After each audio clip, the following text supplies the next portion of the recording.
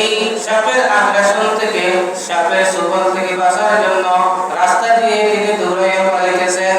এমন সময় হঠাৎ এই রাস্তার মধ্যে একটা বৃদ্ধ লোকের সাথে সাক্ষাৎ হয়ে গেল।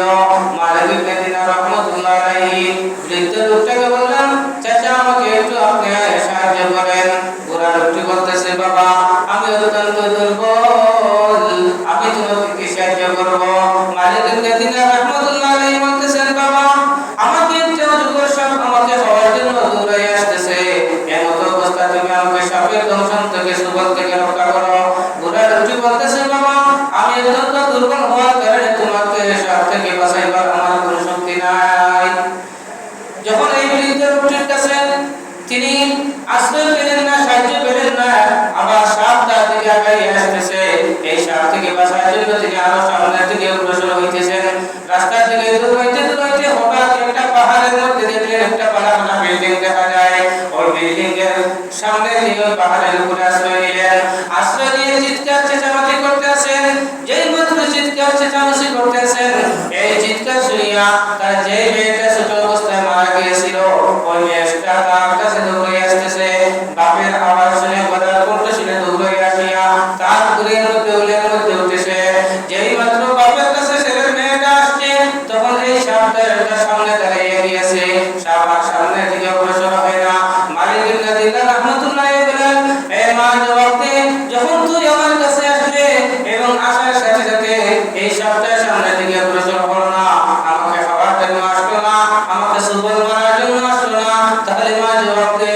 তখন এটা কোরআনের আয়াত তেলাওয়াত করলো, আলাম ইয়ানিল লাযিনা আমানু আন তাখশা কুলুবুহুম লিযিকরিল্লাহ। আলাম ইয়ানি, এখনো কি সময় আসে নাই? লিল লাযিনা আমানু, এখনো কি তোমাদের সময় আসে নাই? যারা ঈমান এনেছো তোমাদের জন্য কি এখনো সময় আসে নাই?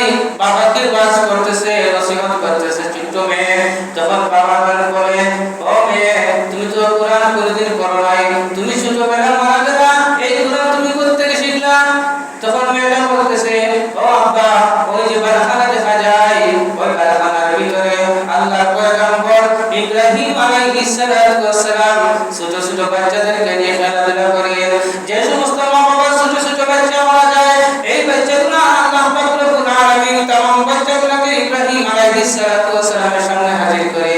ইব্রাহিম আলাইহিস সালাম বাচ্চাগুলো নিয়ে খেলাধুলা করে। সুবহানাল্লাহ। যখন মালিক ইবনে দিনার রাহমাতুল্লাহ আলাইহি বলতেছেন, মা আচ্ছা জবাব দে, এই যে বুড়া লোকটাকে, এই সাপটাকে আমাকে খাওয়ার জন্য দৌড়ে আসতেছে। ছোট মেয়েটা বলতেছে, আব্বা এই যে বৃদ্ধ লোকটি দেখতেছেন, এই বৃদ্ধ লোকটি হচ্ছে আপনার জীবনের নেক আমল, আর এই যে সাপটা এটা হচ্ছে আপনার জীবনের বদ আমল।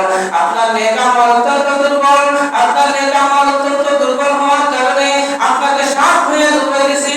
আব্বা এখনো কি সময় আসে নাই? এখনো কি কবরের কথা মনে হয় না? এখনো কি হাসরের কথা মনে হয় না? এখনো কি জাহান্নামের আগুনের কথা মনে হয় না? আর কত মত খাইবা, আর কত জোয়া করবা?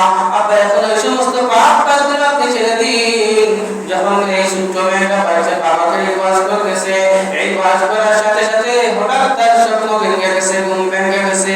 ঘুম ভেঙে যাওয়ার পর তিনি দেখেন এখনো তাহাজ্জুদের সময় হয়ে গেছে, রাত্র শেষ অংশে চলে আসছে। এই মজদুর দৌড় দিয়ে গোসল করে আল্লাহর কাছে আত্মসমর্পণ করেছে। এই মালিক ইবনে দিনার রাহমাতুল্লাহ আলাইহি যখন দেখলেন এখনো রাত্র শেষ হয় নাই, তাহাজ্জুদের সময় চলতেছে, দৌড় দিয়ে গোসল করে ওযু করে আল্লাহর দরবারে এই তওবা করলাম, তওবা করো, যে তওবায় নাসমাহ করার কারণে জগৎ বিখ্যাত মদলিকে আল্লাহ পাক রব্বুল আলামিন জগৎ বিখ্যাত ওলি কামিল বানিয়ে দিয়েছিলেন।